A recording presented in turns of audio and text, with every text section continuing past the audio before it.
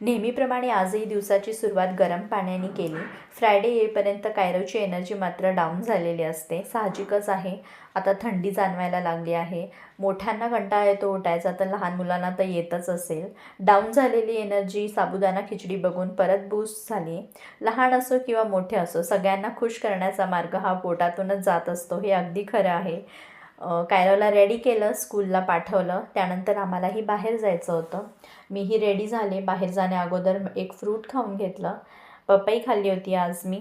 त्यानंतर आम्ही दोघेही निघालो. टू व्हीलरवर गेलो होतो आज आम्ही. आम्ही जिकडे गेलो होतो त्याच्या बाजूलाच रस्त्यात येता येता खूप छान सुगंध येत होता. जाऊन बघितलं तर खिचडी होती. ते एक प्लेट खिचडी तिथून पार्सल घेतली आम्ही. घरी यायला निघालो. येता येता कायरोच्या स्कूलचा टाईम पण झाला होता. त्याला पिकअप केलं. भाजी चपाती मी जायच्या अगोदरच बनवून गेले होते. जेवण केलं. जेवण करून कायरोला झोपवलं आणि मीही थोड्या वेळ आराम केला.